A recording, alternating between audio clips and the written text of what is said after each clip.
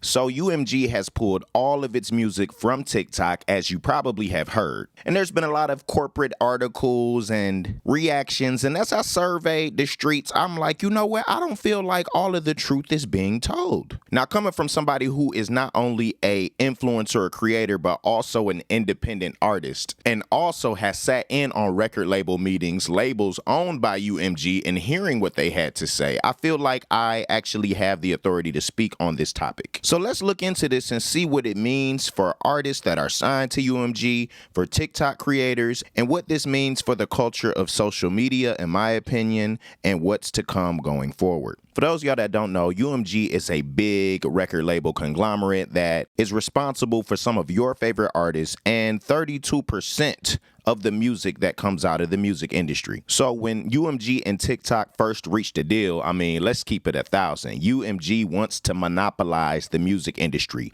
They want to control who blows up and when and how, because it puts all the power in their hands, making artists have to go through them to get to the bag. Meanwhile, they get to curate an attractive offer for an artist that seems like it's really good for them, when in the long run, it really doesn't turn out to be that way. For some, it does, and I'm actually not going to be biased. I'm going to talk about both, because I don't think that record labels are evil in and of themselves, nor do I think TikTok can be let off the hook as well. But we got two gigantic people coming head to head and fighting, and it's just a very interesting war to watch. Now, first, let's go over UMG and TikTok's initial connection. Now, when you think about TikTok, it is a music app. It's a place where songs go viral, dances are created. Shoot, I even had a dance created to my song called Black Tesla with over 6,000 videos. Okay, I fired on my bosses, flipped the bird to my professors. I got way too tired of seeing life through school semesters. When I hop on the mic, I'm talking shit, applying pressure. Butterfly doors on a matte Black Tesla. TikTok needs music, and the music needs motion and culture. So both TikTok and UMG have something that the other person needs. So they have to reach some form of an agreement, because any music that gets played among the airwaves, somebody has to get paid for that. And if the artist creates that music, they should get paid. But if they're signed to UMG, it has to go through them and then go through whatever payment system they have to give the artist a little fraction of the percentage that they get through that, right? So as TikTok was building itself out, building the culture, and just establishing itself, it took a small deal with UMG to be able to use the music and let UMG believe that this was the foothold that they would hold TikTok on, and then grab a leg hold as the deal progressed and as they reached a new one and it expired, because everyone knows that deals should expire so that you can renegotiate the terms, because things change externally, right? So TikTok is feeling itself a little bit, you know what I'm saying? Got some influencers, got some pull, over $6 billion in revenue coming in. You got to flex a little bit. Now UMG got $10 billion coming in. However, this time around, UMG raises the concern that they believe TikTok allowing these AI creations of their artists' music is taking away from artists' revenue and artists' originality, and is really a gray area where they're cheating artists. That's the angle UMG gave, and not paying them properly for the recreation and royalties. And it gets very tricky in music business language when you're talking about owning the rights to an idea or a sound or a interpolation. And UMG also wants a larger piece of the pie, because they're like, look, the music we provides so much value for this app, y'all should be giving us more. Now, I think that that's not a bad ask for UMG, but considering the fact that there are so many horror stories of artists that are signed to a big label conglomerate and they're not able to grow, they're not able to control when they release. Now, it is up to that artist to read the contract and make sure they know what's going on. But for UMG to take the angle of this is hurting artists and we're advocating to make sure they're getting paid properly, I'm like, nah, TikTok is doing more for individuals without a contract than y'all are doing for individuals with them. How many people that are on UMG are shelved right now and don't have any artist control? I know people on UMG that are going through this. And when I sat down with these record label executives and they're talking to me about what a deal would look like with them, because I take all the meetings. I'm not going to pass up on a meeting to, one, see what you think I'm worth, two, see what your world is like so I can get a scope of vision of like, okay, this is what y'all looking for. These are the people. These are potential connects. And three, figure out if it's a good situation for me or not. And 9 times out of 10, it isn't, because my deal is I don't need a deal until I don't. Once I'm good enough to where it's like I really don't need y'all, then we can talk about a deal, because I'm not going to make any deals out of desperation. and you're not going to be able to hold me and say I owe you. I'm not going to not have creative control, stuff like that. And the thing that TikTok has provided for individuals, especially independent artists, is a pathway and stage to be able to build themselves up and stand on their own. When you make minute plus content, you have over 10,000 followers, you're able to make money from your content. I've cleared nothing less than $1,000 from TikTok every month for almost a year. My monthly takeaway is not $1,000. Meanwhile, it's taken me far longer to build myself up to that point via streaming. And good thing I have other avenues going for me, like I write jingles for companies. I have a sponsorship every now and then. I get my music synced to be put in commercials, movies, TV shows. Thank God the writer's strike just got lifted. And then there's other things that I do outside of just the social media space as well. Shoot, I got a wife and a daughter and goals to get, and I ain't waiting on no label to talk to me nice. So it's been nice to be able to grow as an independent artist without having to worry about whether or not I will hit a ceiling due to some gatekeepers at a record label that's like, okay, that's cool and all, everything you did, but if you want to go farther, you got to come through us.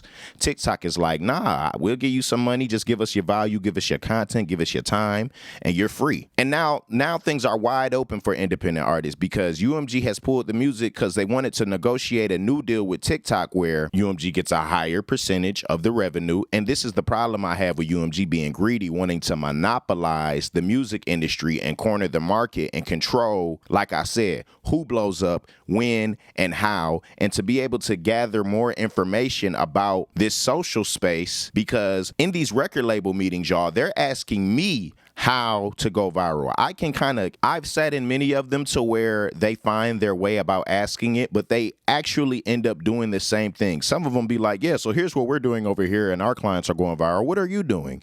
I'm not dumb. I know that you taking notes and try to do case studies on people to see what gems that you can take so that you can gatekeep that information and use it not only for the people that are under your label, but to be able to have more informational control to leverage yourselves against independent artists. Because here are the people that are negatively affected by what's going on with UMG. Smaller artists that have signed a record deal, and now all of the music that they've been working so hard to promote is pulled.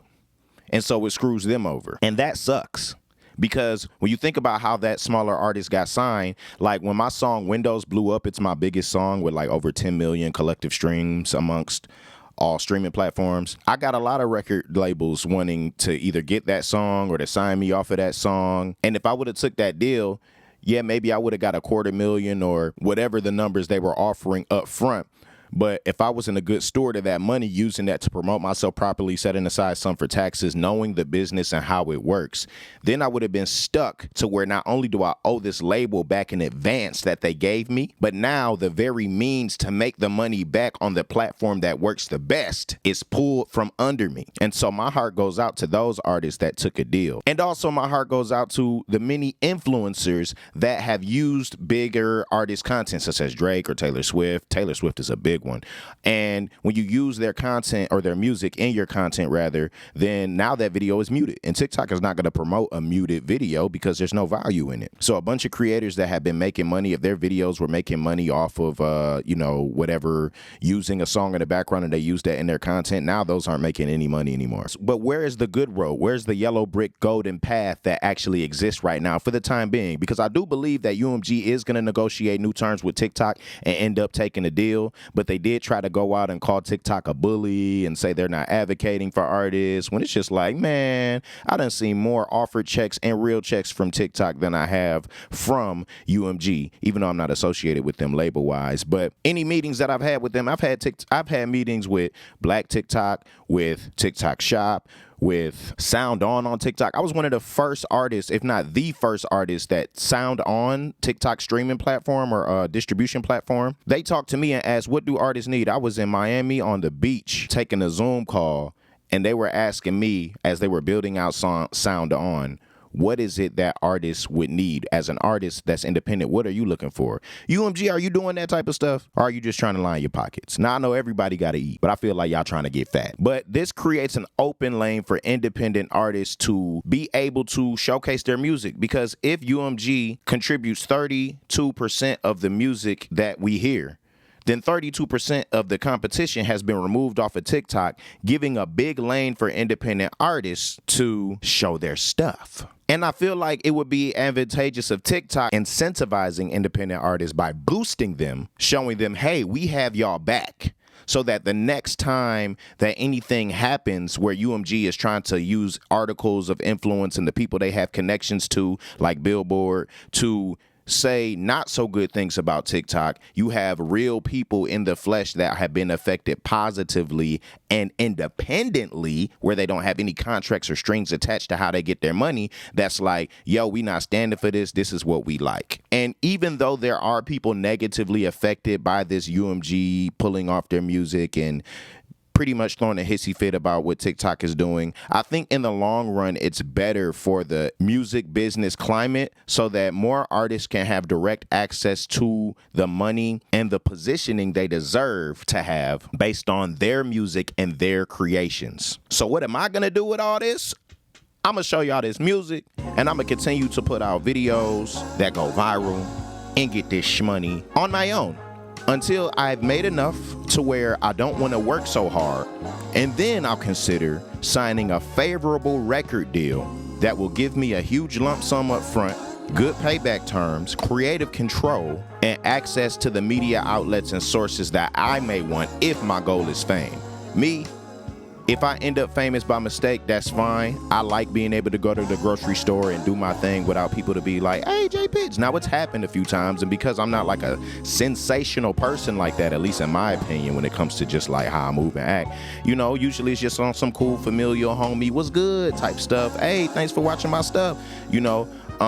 So I do like the idea of continuing to build myself up in the background, but you know, I also got generational wealth to think about. So if the coin is right and the contract is right, then you can't go wrong, you feel me? But what do you think about this TikTok UMG debacle? Do you think that this is something that is petty? Do you think that TikTok's in the wrong, UMG is in the wrong? Let me know your thoughts in the comment section. And if you like this video and found it informational, make sure you go check out my other content and follow me. And also make sure you check out my music under J Pitts. I promise you, you won't go wrong on that. I just released a song called Ooh La La, written and produced by your boy. We multi-talented out here. We gotta chase the bag. You go chase the bag too or learn from a real one. Alright, I'm gone. Deuces. Valentine Day, Piccati, Saint Laurent. Spray it all over my body, cause I seen the shawty. Now I got a creep to the front. Not really with the misogyny, so no offense, baby, let's get a pizza for lunch. She told me she could respect it, she like her a nigga that openly speak what he wants. Before I knew it, we up at the crib in the whip with no sparky from cheap in the block. Just a little conversation. What did you get when the backseat got hot in the fall? My nigga, you know how we ball. Gave her my number, said I won't be busy at all. My nigga, you know that she called. Guess who got a new boo? Baby got me like